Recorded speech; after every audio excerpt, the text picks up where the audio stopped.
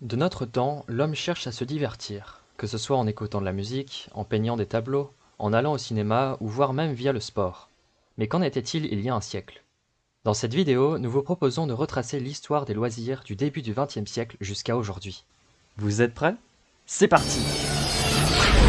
Les loisirs à la belle époque. Ah là là, la belle époque. Cette belle période de paix et d'insouciance marquée par de nombreux progrès technologiques, politiques, sociaux et économiques. Avec la venue des loisirs de masse et les divertissements qui se multiplient, le monde entier connaît une belle et innocente ambiance festive. On en a pour tous les goûts, des cafés-concerts à la petite promenade sur les boulevards.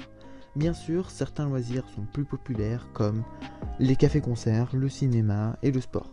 D'autres le sont un peu moins, comme les parcs de loisirs, le théâtre, la littérature et bien d'autres choses. Nous allons nous intéresser aux loisirs principaux. Les cafés-concerts /cabarets, jugés peu respectables et même appauvrissants par de nombreuses critiques, connaissent malgré tout un énorme succès à Paris et se propagent de plus en plus dans les provinces, ainsi qu'en Lorraine malgré la division engendrée par le traité de Francfort.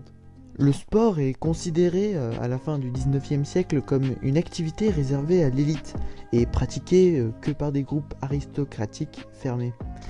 Bien sûr, ce n'étaient pas les mêmes activités que nous. Ils pratiquaient plutôt le patinage. Et oui, sous le Second Empire, le patinage était déjà à la mode. On patinait sur les lacs gelés du bois de Boulogne et du bois de Vincennes. Mais c'est pendant la Troisième République, et donc à la belle époque, que ce sport prend toute son envergure. On construit des espaces spécialement destinés à la pratique du patinage sur glace ou du patinage à roulettes appelés les skating rinks. L'industrie cinématographique a été fondée à la belle époque et a immédiatement connu un franc succès. Les premiers pionniers du cinéma furent les frères Lumière et c'est le 28 décembre 1895 au Salon indien du Grand Café qu'est réalisée pour la première fois une projection payante de vidéos prises par le photographe Louis Lumière. C'est la sortie de l'usine Lumière. C'est au printemps que Lumière a fait beaucoup de ces petits films dont il est célèbre, L'arroseur arrosé, Partie d'écarté, etc., etc. Ah là là, quelle belle époque finalement qui présage que du bon pour l'avenir de notre société. Les loisirs durant la guerre mondiale, 1914-1918. Ah oui, la guerre. Je l'avais un peu oublié celle-là. Ce conflit armé ayant mobilisé plus de 70 pays et ayant causé la mort de plus de 40 millions de personnes, n'empêche tout de même pas les hommes de se divertir avec le peu de temps et de ressources qu'ils avaient. Effectivement, lorsque les soldats se reposent à l'arrière de la ligne du front, une partie de leur temps libre est consacrée à la recherche d'aliments plus variés que ceux dont ils sont habitués. Cueillette, chasse et pêche à l'explosif, bien que ces deux dernières soient interdites, sont souvent pratiquées. Pour la plupart, leur occupation était de lire des livres ou la presse ainsi que jouer aux cartes. Certains étaient des artisans et pratiquaient donc leur métier en fabriquant des briquets, couteaux, bagues, etc. D'autres passent leur temps à écrire des lettres pour leurs proches. Ainsi, au théâtre, l'opérette et le vaudeville connaissent un grand succès. Au cinéma, bien que les films français si populaires d'avant-guerre aient été remplacés par des films allemands, le cinéma est toujours plein de places, surtout en hiver, car le public trouve dans ces salles chauffées un moyen pas cher de se réchauffer.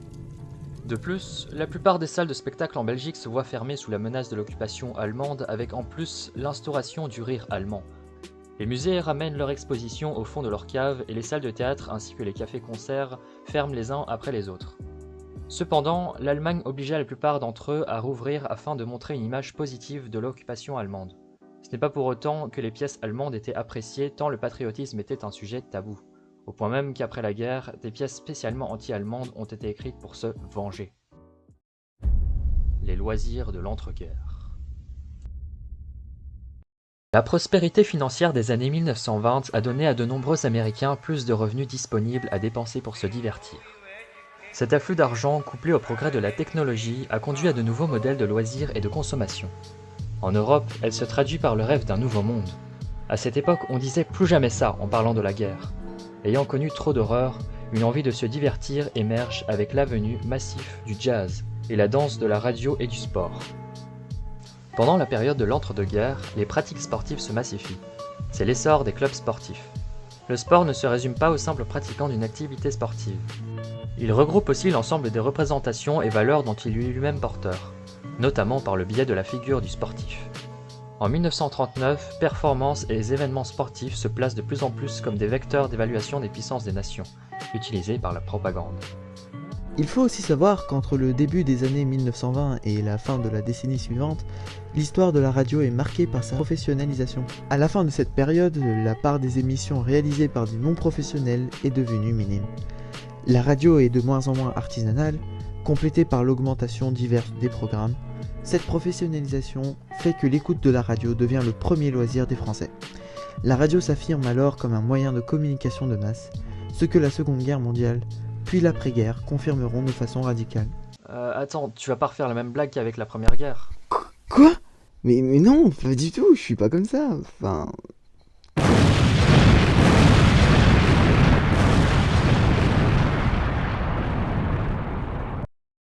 Les loisirs durant la Seconde Guerre, 1940-1945. La Deuxième Guerre mondiale voit se développer une politique de propagande sans précédent, qui utilise tous les supports, explore tous les moyens de pression et s'adresse à tous les publics. Nul dans les pays occupés n'a pu échapper au formidable arsenal mis en place par les Allemands. Les nouvelles, sous leurs différentes formes, presse, information parlée et cinématographique, deviennent des armes de guerre qu'aucun des belligérants ne néglige. Mais la culture, elle aussi, est mobilisée, et plus particulièrement tout ce qui relève du divertissement et du spectacle. On a pu parler ainsi d'une politique du non-politique. La radio et le cinéma deviennent donc le terrain de chasse des politiciens. La musique, la danse, les pièces de théâtre et concerts reviennent petit à petit à l'idéologie de la Première Guerre mondiale. En bref, le divertissement et la propagande. Les loisirs des 30 Glorieuses. Les 30 Glorieuses apportèrent un lot d'inventions et d'innovations qui ont changé les mœurs de la société. De la télévision devenue un incontournable au tourisme de masse, ces 3 décennies connurent l'une des plus grandes croissances économiques jamais connues dans le monde. Avec la réduction du temps de travail, les congés payés et les nouvelles entreprises de loisirs, la société se voyait octroyer beaucoup plus de temps libre. Ce temps-ci n'était plus utilisé pour se reposer, mais pour découvrir de nouvelles choses et s'adonner à de nouvelles activités. L'apparition de la télévision est la marque du divertissement des 30 Glorieuses. Avec la hausse de salaire, les avantages offerts par la société et la production de masse instaurée par l'industrie Ford, les ménages deviennent de plus en plus équipés et la télévision devient le centre des loisirs avec ses programmes qui se diversifient et la version utopique des sociétés de l'époque. Les loisirs de 1970 à 2021. Avec les cassettes VHS, les DVD et les salles d'arcade apparaît l'emblème même du divertissement des années 70, le disco.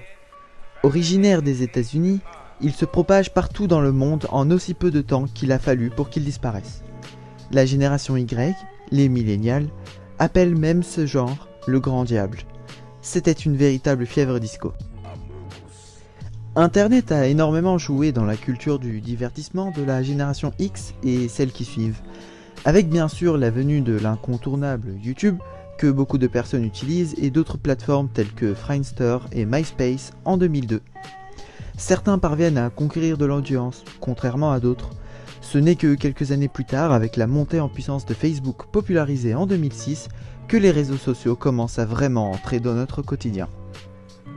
On peut donc remarquer que le numérique et la technologie prennent énormément de place dans le divertissement, au point même que les loisirs se font de plus en plus en intérieur, accentués par la crise du Covid où il fallut innover de nouvelles façons de se distraire.